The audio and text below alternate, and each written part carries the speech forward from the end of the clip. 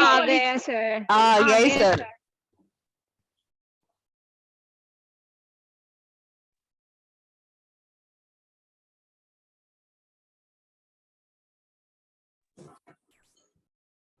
मेरी आवाज अभी आ रही सबको? Yes sir. वो थोड़ा नेट का इशू था, तो अभी मैंने रिजॉल्व किया उसे। हमारा ये जो टाइम इधर वेस्ट हुआ है वो हम एक्स्ट्रा टाइम ले लेंगे, वो टेंशन नहीं लेनी आपने।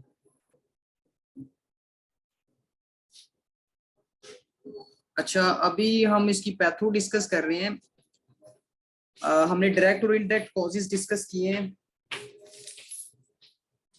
नेक्स्ट हम इसकी पैथो डिस्कस कर रहे हैं। इसमें ये होता है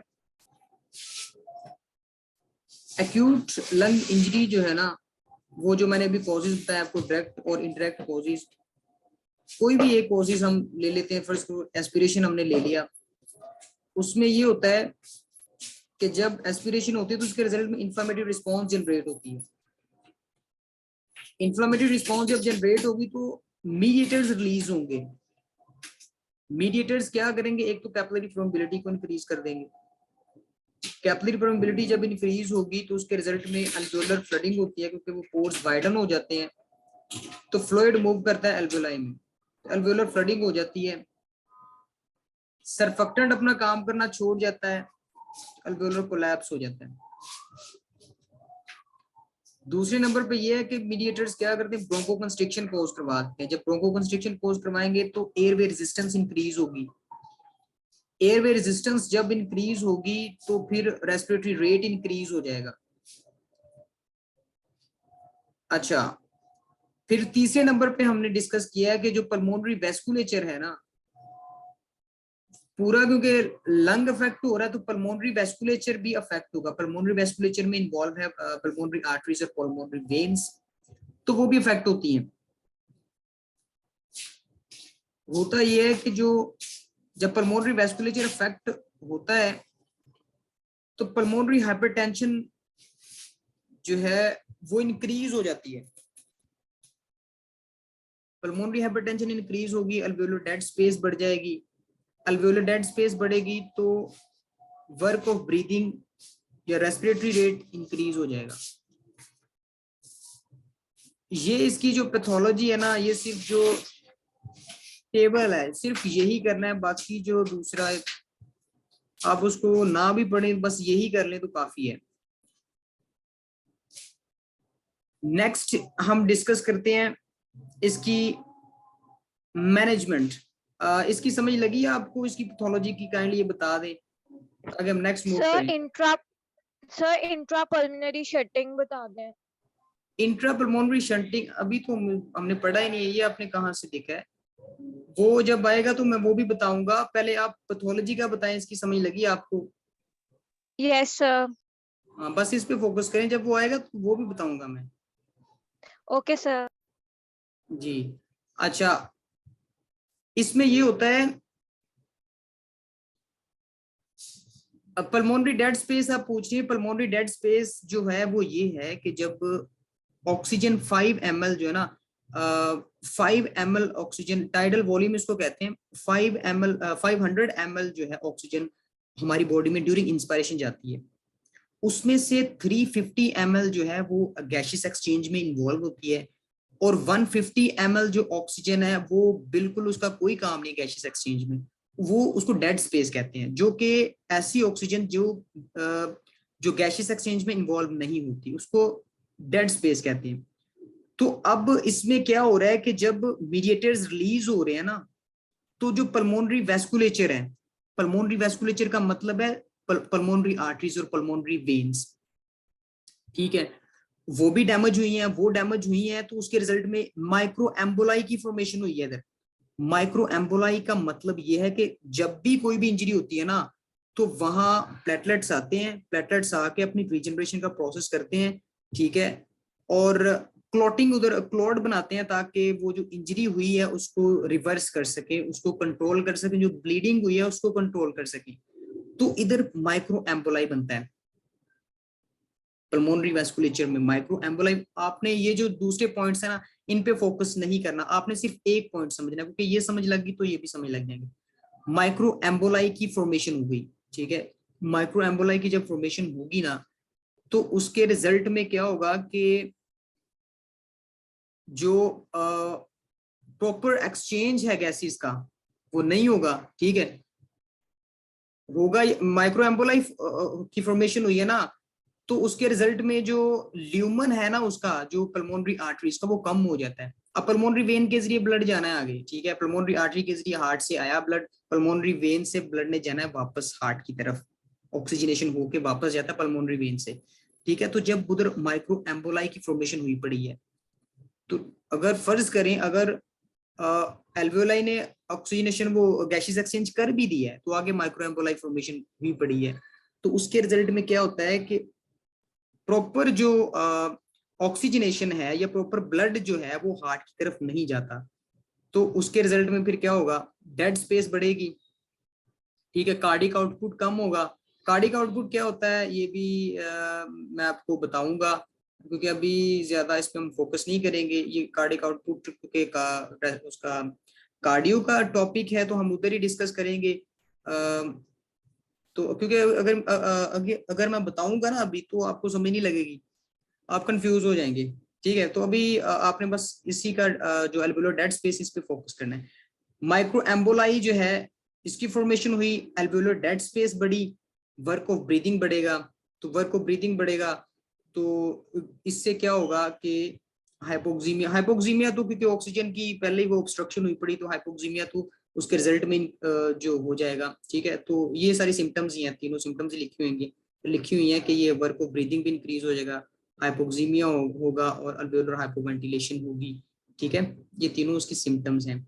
तो आप इनमें से कोई एक भी लिख सकते हैं, वर्क ऑफ ब्रीदिंग भी लिख सकते हैं, हाइपोक्सीमिया भी लिख सकते हैं, इन तीनों में से कोई एक लिख सकते हैं। अभी बताएं आपको इनमें से कोई समझ लगी आपको? अनिका, जी जी जी, ये कार्डिक आउटपुट यही है, लेकिन अभी इसको डिस्कस करने की इतनी जरूरत नहीं है। कार्डिक आउटपुट और स्ट्रोक वॉल्यूम जो है ना, कार्डिक आउटपुट है, मैं अभी अगर कहते हैं तो बता देता हूँ।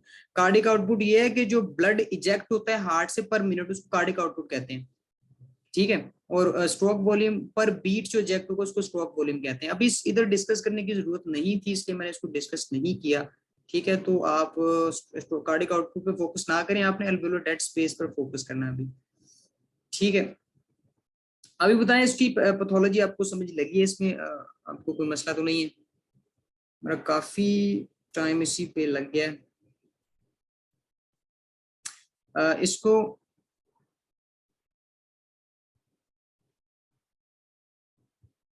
इसमें कोई भी क्वेश्चन हो, कोई भी क्वायरी हो तो आप पूछ सकते हैं। बाकी ये है कि जो मैंने वो कॉजेज लिखवाए थे उनको आपने जहन में रखना है, क्योंकि वो बुक में नहीं दिए गए, बुक में वो नहीं लिखे, तो इसलिए अपने आपने ना अपने नोट्स वगैरह पे या अपनी बुक वगैरह पे लिख लेने हैं, ताकि वो आपको बाद में आसानी हो।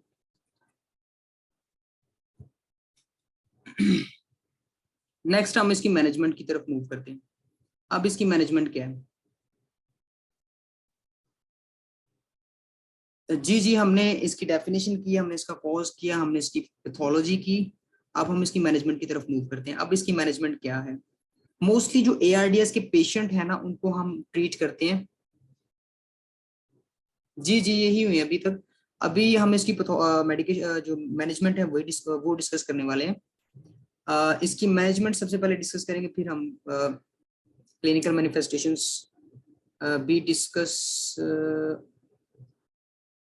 चलें, क्लिनिकल मैनिफेस्टेशन पहले डिस्कस कर लेते हैं।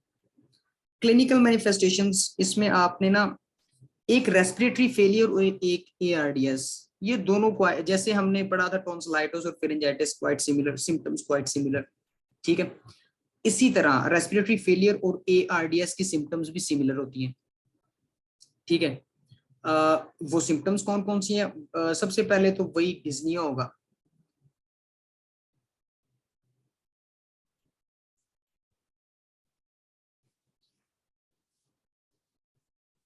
अच्छा, सबसे पहले जो है,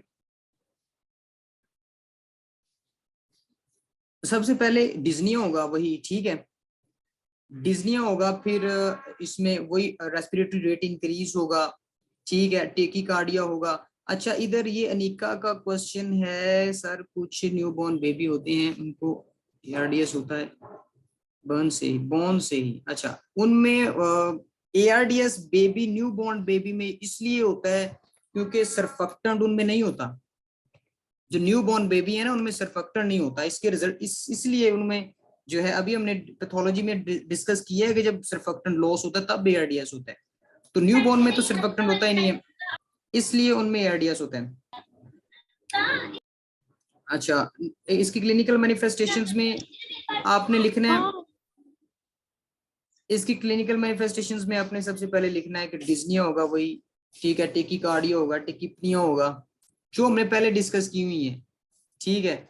और इसमें आपने सिर्फ इजाफा पता किस चीज का करना है, आपने इजाफा करना है इसमें सेंट्रल नर्वस सिस्टम की भी सिम्टम्स डेवलप होती हैं, वो कौन कौन सी हैं वो आपने नोट करनी है। वो सबसे पहले कंफ्यूजन होती है, ठीक है, हेडेक होता है, लेथार्जी होती है, ठीक है, वीकनेस होती है। ये 3-4 जो है ना, ये हम रेस्पिरेटरी फेलियर जब मैं पढ़ाऊंगा ना, तो वो जो सिम्टम्स है ना, ऑलमोस्ट वो सारी एआरडीएस में आती हैं। आप वो सिम्टम्स भी लिख सकते हैं जो मैं उस वक्त रेस्पिरेटरी फेलियर पढ़ाऊंगा ना, तो जो सिम्टम्स हम करेंगे, जो क्लिनिकल मैनिफेस्टेशंस हम करेंगे, वही आप इधर लिख सकते हैं, ठीक है, क्योंकि क्वाइट सिमिलर है दोनों की।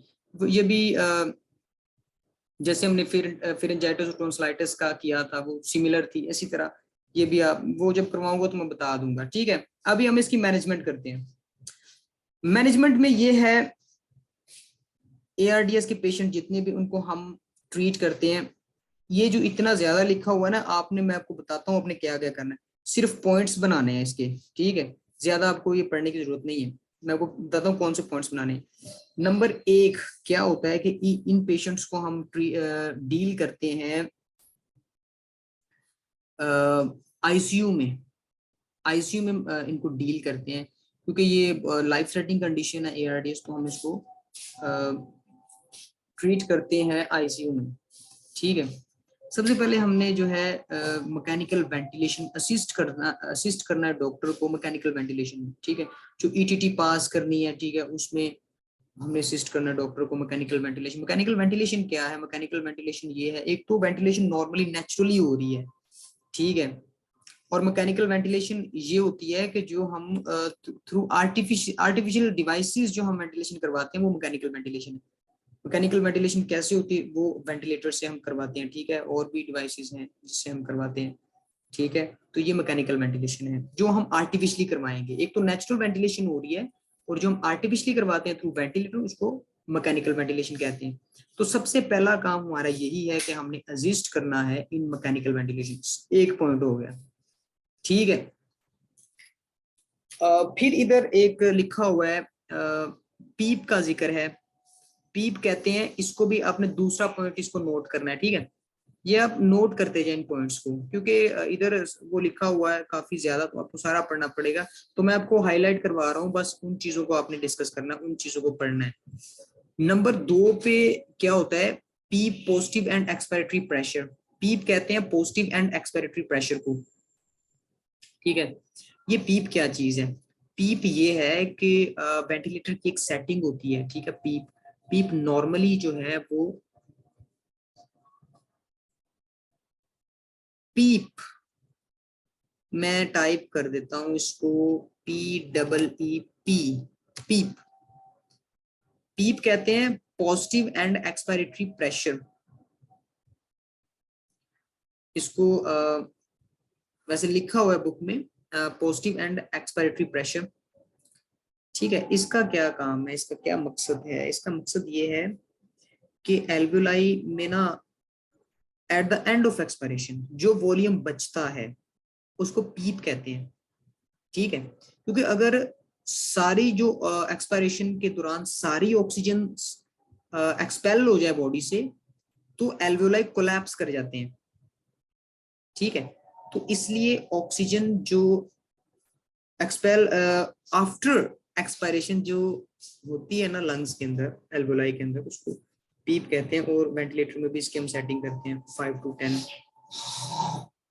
के बिटवीन, इसकी नॉर्मल रेंज है। पीप की फुल फॉर्म है positive and expiratory pressure, positive and expiratory pressure, ये बुक में लिखा हुआ है, आप इसको काइंडली पढ़ लें। मेरे पास इतना भी टाइम नहीं है कि मैं टाइप करूं, इसको पढ़ लेना। पीप ये है पॉजिटिव एंड एक्सपिरेटरी प्रेशर।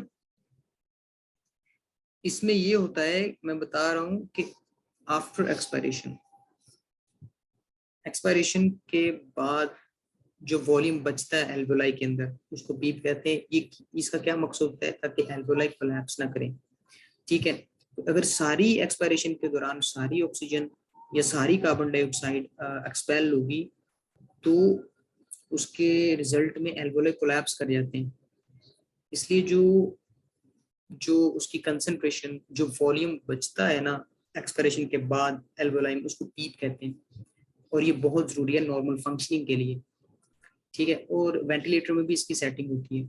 एक तो नेचुरली हमारी बॉडी में हो रहा है प्रोसेस, लेकिन वेंटिलेटर में भी इसकी सेटिंग होती है, वो हमको खुद सेट करना पड़ता है, 5 to 10 के बिटवीन करना पड़ता है सेट, ताकि ये अगर ये सेट अगर हम ज्यादा कर देंगे, अगर कम कर देंगे ना, तो 5 से कम कर देंगे वेंटिलेटर पर सेटिंग इसकी।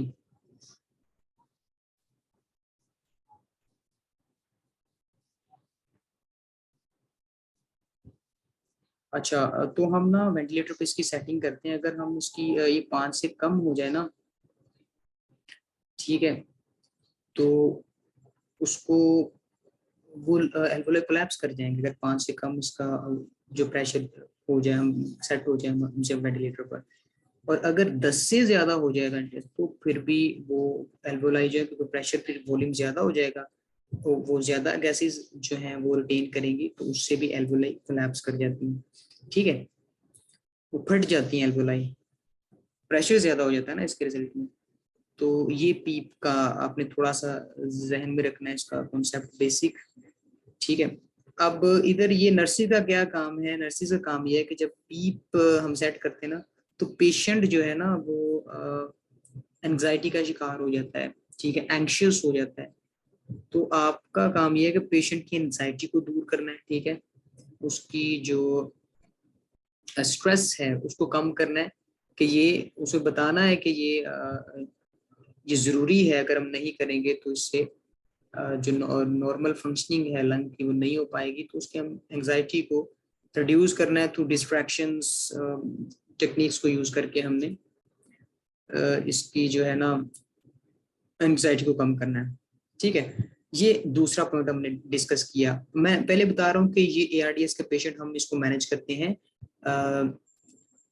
आईसीयू में। 2 पॉइंट हमने डिस्कस कर लिए। तीसरा पॉइंट ये है कि हमने इसकी स्किन इंटेग्रिटी को मेंटेन करना है, क्योंकि वो पेशेंट बेड रिडन होता है, बेड पे ही रहता है, तो हमने स्किन इंटेग्रिटी को मेंटेन करना है, ठीक है। देखना कि उसको प्रेशर अल्सर वगैरह तो नहीं बन रहे, ठीक है, ये सारा हम उसका डिस्कस करेंगे उसको।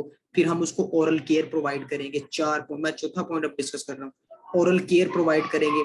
फिर हम उसके ब्लड प्रेशर वगैरह मेजर करेंगे, सीवीपी वगैरह मेजर करेंगे, ठीक है। ये सारा जो है, ये सिर्फ 5 पॉइंट आपने इसकी मैनेजमेंट में सिर्फ लिख दें, ठीक है, बस काफी है, ठीक है। और यही पॉइंट हम सेम लिख देंगे रेस्पिरेटरी फेलियर जब डिस्कस करेंगे। मैनेजमेंट दोनों की सेम, मैंने पहले बताया था कि ये दोनों थोड़ी सिमिलर है, इनकी मैनेजमेंट थोड़ी सिमिलर है, और सिम्टम्स भी इनकी सिमिलर है, ठीक है। तो ये 5 पॉइंट्स जो मैंने लिखवाए हैं ना, ये बुक में इधर लिखे होंगे, लेकिन जो आपने ना इनको जो मैंने अभी हाईलाइट करवाए 5 पॉइंट्स, आपने यही लिखने हैं बस इसके मैनेजमेंट में, ठीक है। उसके अलावा भी आप कर सकते हैं, जैसे कि आप चेस्ट फिजियो करवा सकते हैं, ठीक है, चेस्ट फिजियोथेरेपी, फिर वो पोजिशनिंग, हाई फॉलो पोजिशनिंग, ठीक है, फिर सक्शनिंग, ये सारे पॉइंट्स भी आप इसमें ऐड कर सकते हैं, ठीक है, क्योंकि ये रेस्पिरेटरी का प्रॉब्लम है। तो जो पहले वाले जो इसके जनरल सिम्टम जो इंटरवेंशन है वो भी हम इसमें ऐड कर सकते हैं, लेकिन ये थोड़ी स्पेसिफिक है। मैकेनिकल वेंटिलेशन वगैरह प्रोवाइड करना और पीप की सेटिंग वेंटिलेटर से करना, ये थोड़े इसके स्पेसिफिक पॉइंट्स हैं। बाकी वो जनरल पॉइंट्स भी आप इसमें ऐड कर सकते हैं, ठीक है। ये हमने इसकी मैनेजमेंट डिस्कस कर ली है। अगर इसमें कोई क्वारी हो तो आप पूछ सकते हैं इसकी मैनेजमेंट में, ठीक है। और इसकी जो क्लिनिकल मैनिफेस्टेशंस हैं वो हमने ए रेस्पिरेटरी फेलियर में डिस्कस करनी है, क्योंकि दोनों की सेम सिमिलर ही है क्वाइट, मतलब जैसे फेरेंजाइटिस और टॉन्सिलाइटिस भी सिमिलर है, इसी तरह इन दोनों की भी सिमिलर है। ठीक है। सर सर नर्सिंग मैनेजमेंट में जैसे यहाँ पर डिफरेंट पैराग्राफ्स दिए हैं जिसके अंदर जनरल मेजर्स हैं, वेंटिलेटर कंसीडरेशंस हैं, तो जब हमें नर्सिंग मैनेजमेंट में आएगा तो हमने मतलब ऐसे ही करना है कि पहले जनरल मेजर्स की हेडिंग देनी है, उसके अंदर जितना लिखा होगा वो करना है, या फिर नो नो नो, बिल्कुल नहीं लिखना आपने।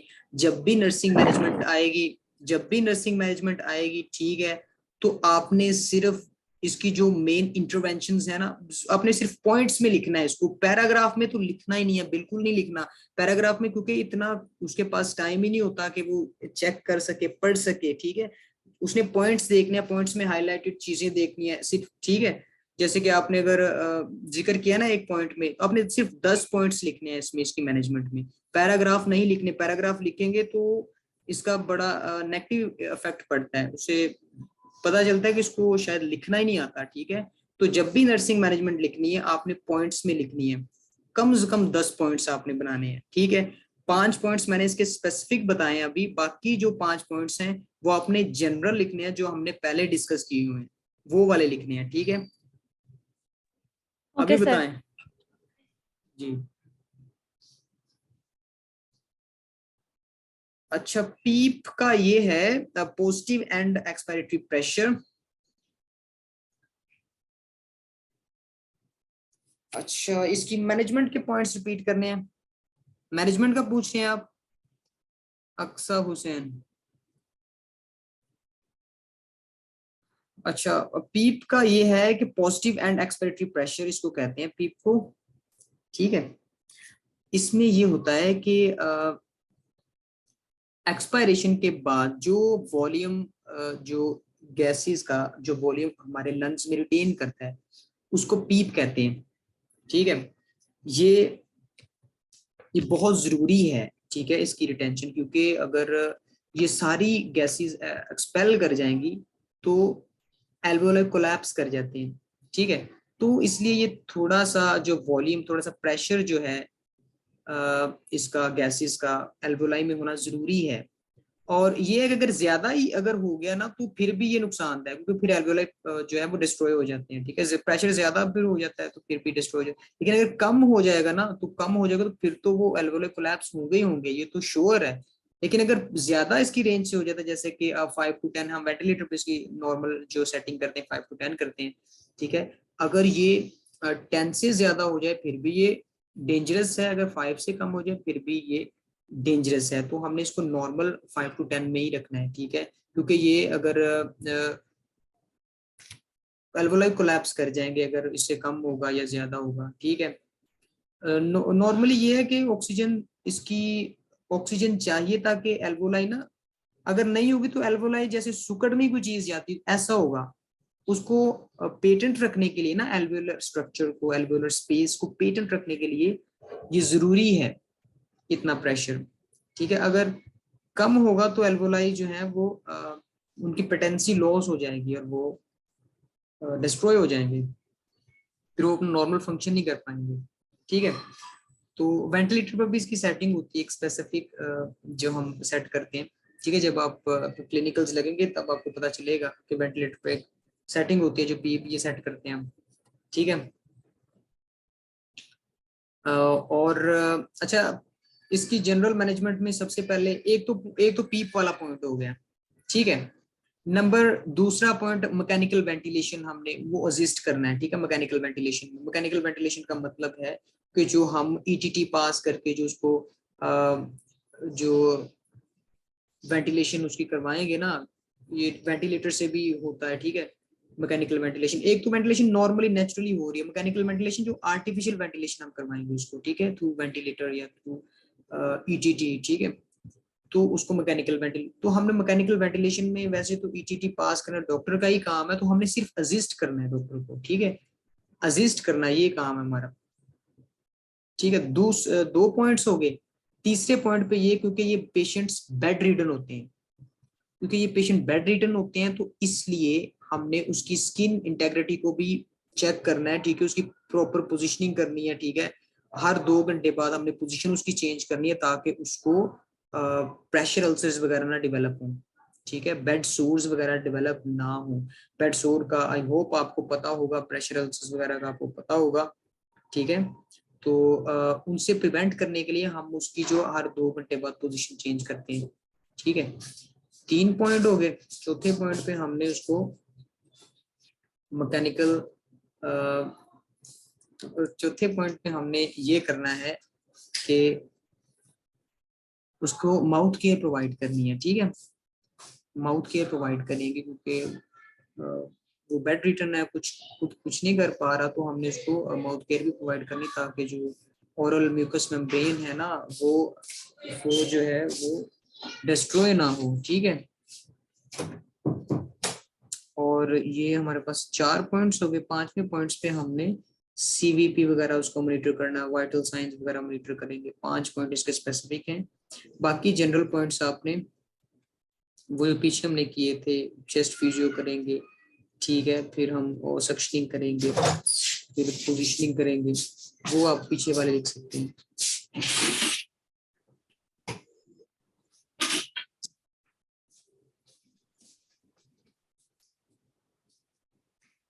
रेजिडुअल वॉल्यूम भी कह सकते हैं इसको, पीप को रेजिडुअल वॉल्यूम भी कह सकते हैं।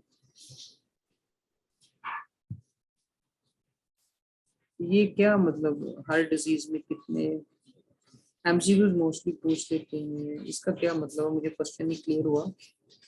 अच्छा, ये हमने ना ARDS जो है ये कंप्लीट कर लिया, ठीक है। नेक्स्ट हम पढ़ेंगे रेस्पिरेटरी फेलियर। इसमें क्वेश्चन हो तो आप पूछ सकते हैं, ठीक है। अगर बाद में भी आप ग्रुप में पूछना चाहें तो आप पूछ सकते हैं, ठीक है। नेक्स्ट हम पढ़ेंगे, अभी हमने रेस्पिरेटरी फेलियर पढ़ेंगे क्योंकि रेस्पिरेटरी फेलियर की मैनेजमेंट भी यही है, सिमिलर है, उसकी क्लिनिकल मैनिफेस्टेशंस भी सिमिलर हैं, सिर्फ उसकी जो डेफिनेशन है ना वो थोड़ी सी चेंज है और उसके कॉजेज, उसकी पैथोलॉजी थोड़ी सी हमने डिस्कस करनी है। बाकी उसकी मैनेजमेंट भी वही है और क्लिनिकल मैनिफेस्टेशंस भी वही है। अब हम वो डिस्कस करते हैं, रेस्पिरेटरी फेलियर क्या होता है। अच्छा, रेस्पिरेटरी फेलियर जो है ये है acute respiratory failure. Acute respiratory failure, सबसे पहले हम इसकी डेफिनेशन करेंगे क्या होता है। जब पार्शियल प्रेशर ऑफ ऑक्सीजन जो है ना वो 60 mmHg से कम हो जाए, ठीक है। 2 चीजें आपने इसमें देखनी है, partial pressure of oxygen 60 mmHg से कम हो जाए और partial pressure of carbon dioxide 50 mmHg से ज्यादा हो जाए, उसको कहते हैं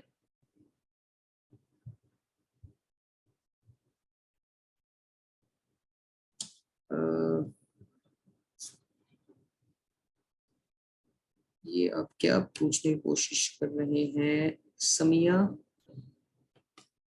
आपने पूछा है या बता रहे हैं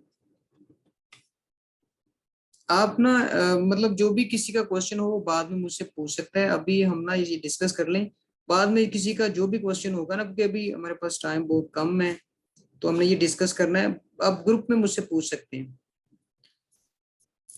acute respiratory failure, acute respiratory failure क्या होता है, इसकी डेफिनेशन ये है कि अगर partial pressure of carbon dioxide 50 mmHg से ज्यादा हो जाए और partial pressure of oxygen 60 mmHg से कम हो जाए तो उस कंडीशन को हम रेस्पिरेटरी फेलियर कहते हैं। 2 चीजें हमने इसमें डिस्कस करनी है, partial pressure of oxygen less than 60 mmHg and partial pressure of carbon dioxide greater than 50 mmHg, ठीक है। इस कंडीशन को हम रेस्पिरेटरी फेलियर कहते हैं। आवाज नहीं आ रही, मेरी आवाज आ रही है?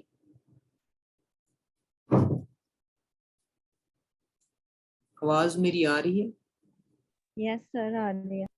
ठीक है, जिसको नहीं आ रही वो अपना नेट इशू वगैरह देख ले तो शायद हो।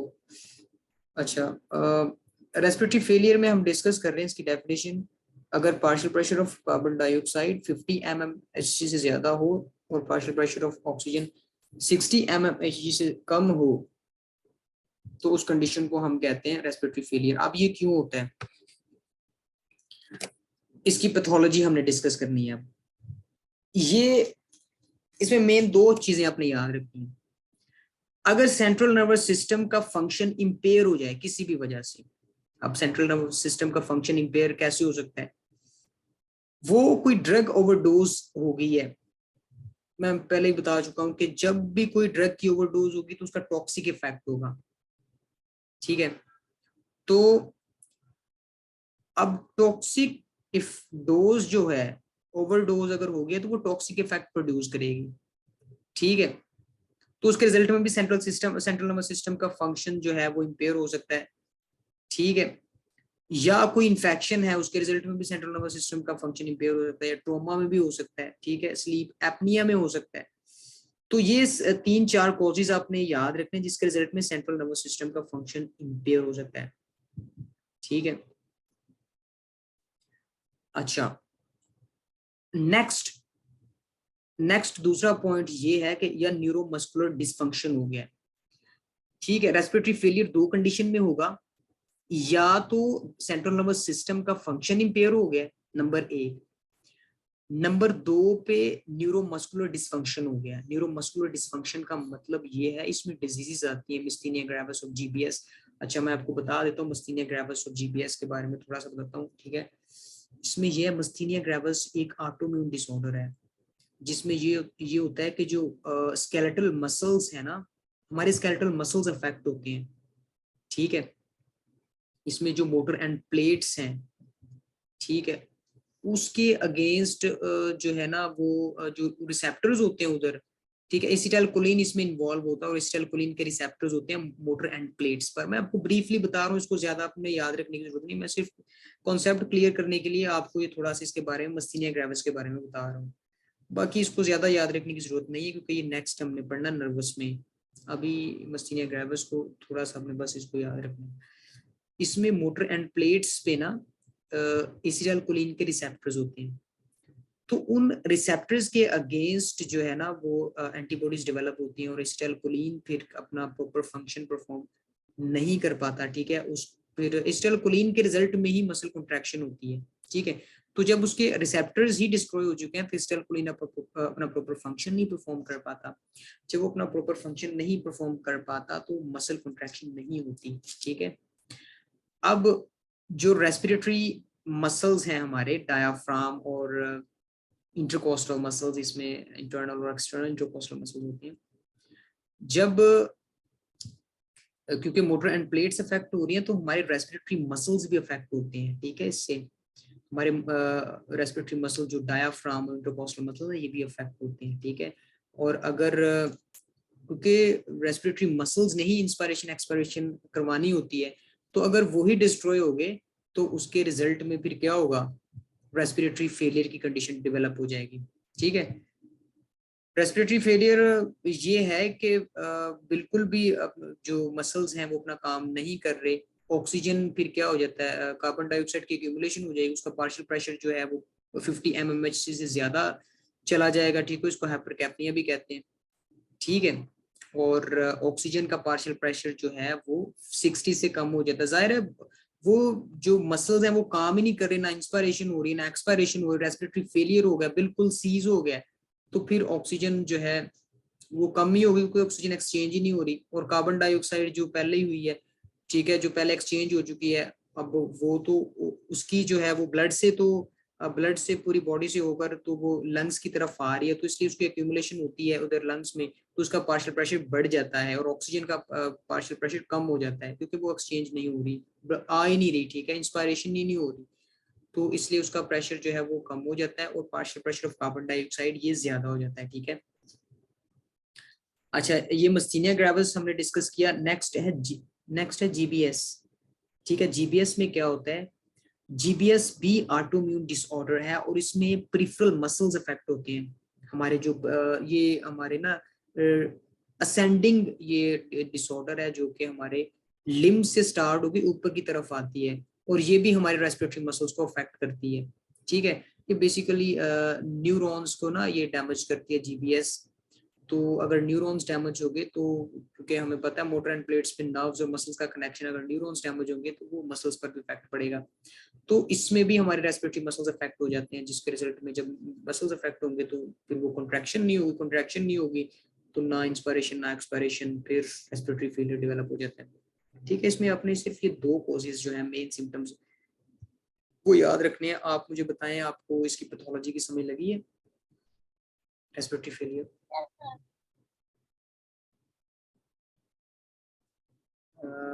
इसमें आपको कोई ऐसा पॉइंट जो क्लियर ना हो तो आप पूछ सकते हैं। इसमें बस आपने 2 पॉइंट्स जो है वो याद रखने हैं। एक सेंट्रल नर्वस सिस्टम का फंक्शन इम्पेयर होता है और दूसरा न्यूरोमस्कुलर डिसफंक्शन है, उसमें मस्थीनिया ग्रेविस है, जीबीएस है। ठीक है, जीबीएस में भी रेस्पिरेटरी मसल्स जो है अपना काम करना छोड़ देते हैं और मस्थीनिया ग्रेविस में भी रेस्पिरेटरी मसल्स अपना काम करना छोड़ देते हैं। ठीक है, तो उसके रिजल्ट में फिर क्या होगा, ना इंस्पिरेशन होगी ना एक्सपिरेशन होगी। ठीक है, इंस्पिरेशन नहीं होगी तो partial pressure of carbon dioxide वो कम होगा। तो कार्बन डाइऑक्साइड का पार्शियल प्रेशर इंक्रीज क्यों हो रहा है? क्योंकि जो पहले ही जो जो ऑक्सीजन उसको एडमिनिस्टर हुई है तो वो कार्बन डाइऑक्साइड सेल से सारा मेटाबॉलिज्म होकर कार्बन डाइऑक्साइड ब्लड के जरिए होती हुई लंग्स तक आती है और उधर जाके फिर इससे एक्यूमुलेशन होती है कार्बन डाइऑक्साइड की। तो इसलिए इसका पार्शियल प्रेशर जो है वो एक्यूमुलेट हुई काफी ज्यादा एक्यूमुलेट हो जाती है क्योंकि पूरे ब्लड से आ रही है। तो इसलिए इसका पार्शियल प्रेशर जो है 50 mmHg से बढ़ जाता है। और जब भी partial pressure of carbon dioxide बढ़ेगा ना, ठीक है, तो उस कंडीशन को हम हाइपर कैप्निया कहते हैं। नॉर्मली इसकी जो वैल्यू ना कार्बन डाइऑक्साइड की नॉर्मल वैल्यू वो है 35 to 45 mmHg। जो कार्बन डाइऑक्साइड की नॉर्मल वैल्यू है वो है 35 to 45 mmHg और इस केस में ये 50 से ज्यादा हो जाता है। और जब भी ये 45 से बढ़ेगा तो उस कंडीशन को हम हाइपर कैप्निया कहते हैं। ठीक है, अच्छा अभी ना हमारा जो वो जो सिम्टम्स हैं वो डिस्कस करने वाली रह गई हैं, तो वो मैं आपको लिंक शेयर करता हूँ, वो आपने ज्वाइन करना है। ठीक है, ये हमारा भी इसका ना थोड़ा वो टाइम ओवर हो गया तो मैं लिंक शेयर करता हूँ।